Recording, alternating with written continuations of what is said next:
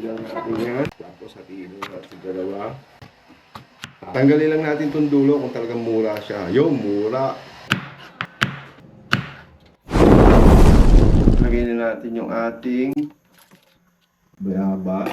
Tapos may natira tayong leek. Siyempre sibuyas din naman yan. Sama na rin natin yan. Tapos lagay na rin natin yung ating sibuyas. Isabay na rin natin ito sa ating pagpapakulo yung buto ng bayabas.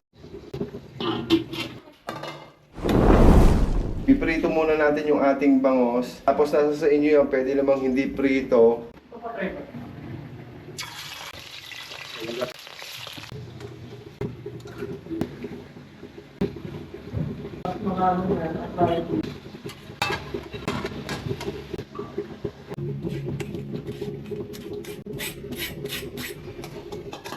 Tapos timplahan lang natin siya ng asukal para medyo malamis-lamis. Tapos konting asin. Lagay na natin yung ating pinilitong bangos. Yan. Pwede na rin natin isabay yung ating talong. Tapos yung ating okra. Tapos takpan lang natin mga talbos ng kamote.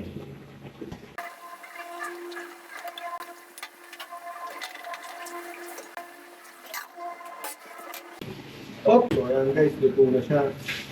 Tikman na natin. Champion! Sarap! Isa pa nga.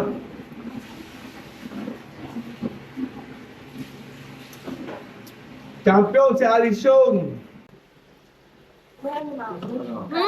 Champion! Si Alison! Masarap ba? Yes! Okay. Approve! Champion!